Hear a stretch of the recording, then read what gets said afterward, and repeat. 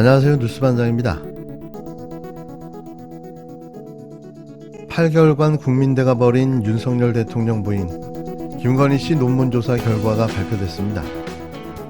저는 이 논문 결과 발표를 보면서 악마에게 영혼을 판 파우스트가 생각났는데요.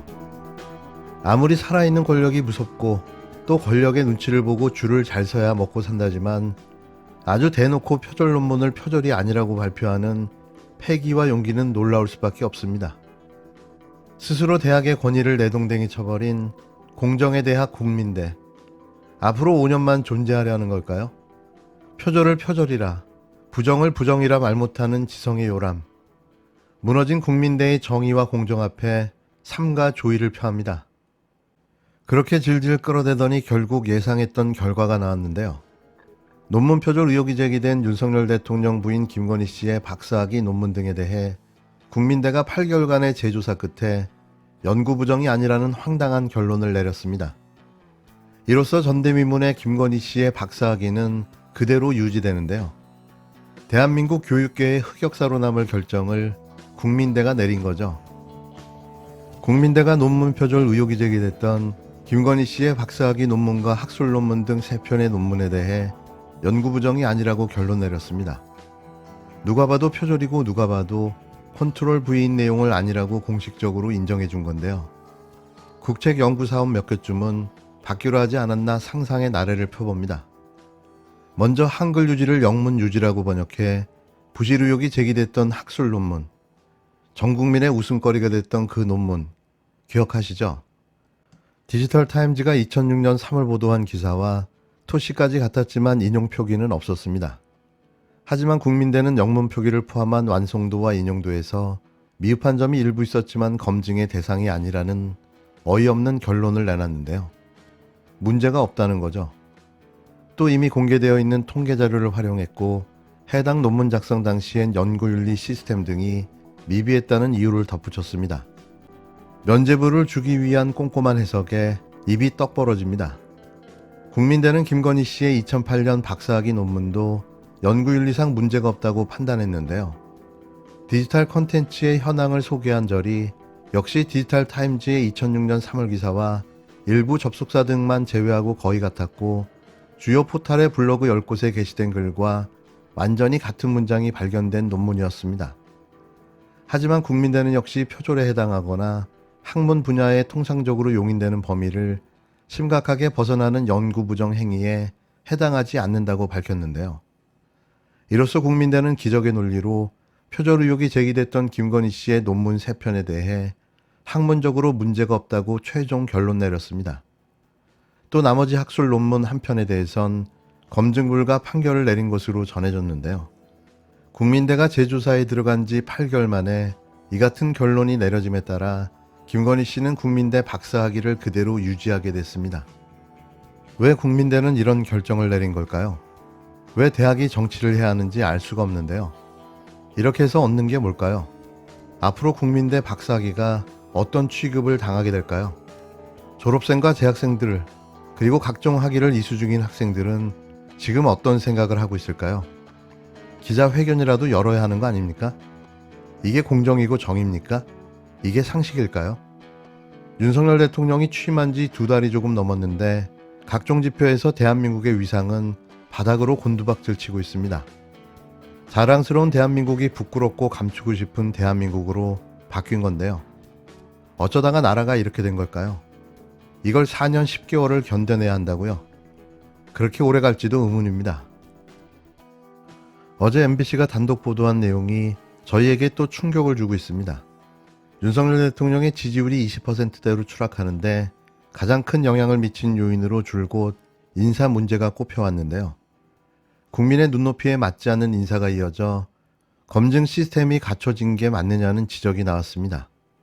인사검증에 참여했던 대통령실 관계자가 언론에 나온 문제 중 모르는 건 없었다고 폭로했는데요. 검증팀에선 보고했지만 인선이 그대로 진행됐다. 한마디로 억울하다는 겁니다.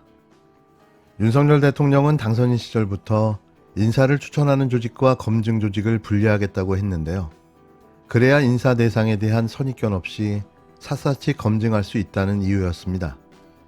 실제로 검증팀과 추천팀은 분리됐고 조국 전 법무부 장관의 사례를 참고해 자녀의 입학 문제나 가상화폐 보유 여부까지 모두 신고하도록 했는데요.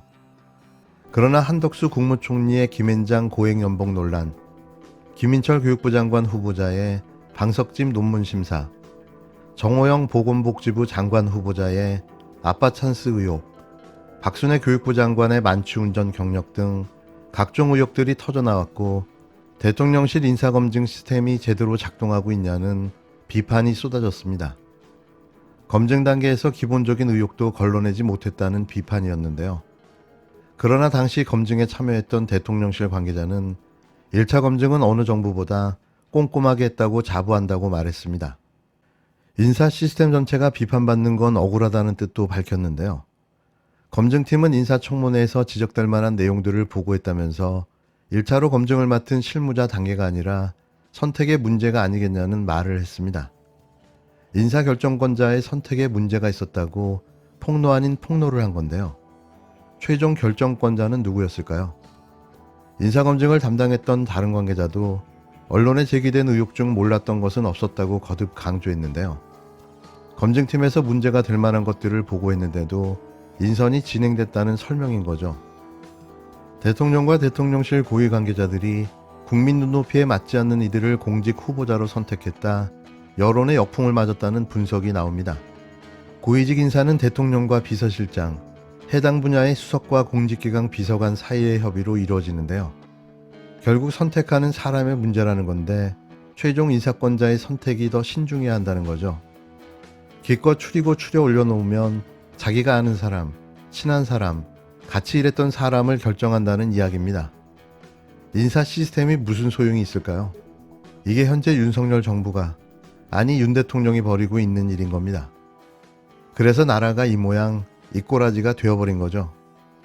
근데 지금 이 문제가 위축의 원인, 또 실패의 원인이 어디서 나오냐면 다른 사람들이 이런 지지율 하락의 원인을 제공하는 것이 아니라 대통령 스스로가 지금 제공하고 있지 않습니까? 그래서 뭐 일일이 손가락을 다 세기도 어려울 정도의 어떤 대통령으로서 대통령의 언어 같지 않은 말을 한 것에 대해서 국민들이 좀 정말 심하다고 자꾸 느끼게 되고 불신이 쌓이게 되고 안정이 없는 것인데요. 대통령의 말을 대통령실에서 해명을 하다 보니까 자꾸 꼬이고 스텝이 더 꼬이고 심지어는 거짓 해명 아니냐까지 이제 가고 있는데 대통령의 실수를 어떤 참모가 해명할 수 있습니까? 그건 안 되는 것이죠. 휴가를 결정하신 것도 저는 문제가 있다고 보고 대통령실이 그에 대해 설명하는 것이 더 저는 이상하다고 생각해요. 그 말씀을 보면 가능하면 일 같은 건 덜 하시고 뭐 이런 말을 했더라고요. 예. 아니 대통령의 휴가라고 생각하는 시대가 아니지 않습니까? 대통령은 그 휴가 기간 중에 국정 쇄신을 생각하고 많은 결정들을 하셔야 되는 것인데 문재인 대통령 5년은 아시다시피 초반에 북핵 위기, 그다음에 두 번째 일본의 갑작한 수출 규제 경제 위기, 세 번째 코로나 위기, 3대 위기로 점철된 시간이었기 때문에 그 후반부에 휴가를 대부분 못 가지 않으셨나요? 2017년과 2018년 2년 동안 휴가를 짧게 갔다 오신 적이 있고요. 19, 20, 21, 3년 연속 대통령은 휴가를 전혀 사용하지 못했고요. 임기 5년 동안에 100일간의 연가를 배정을 받았지만 그중에 연평균 5년, 1년 따지면 5.4일을 사용하셨거든요.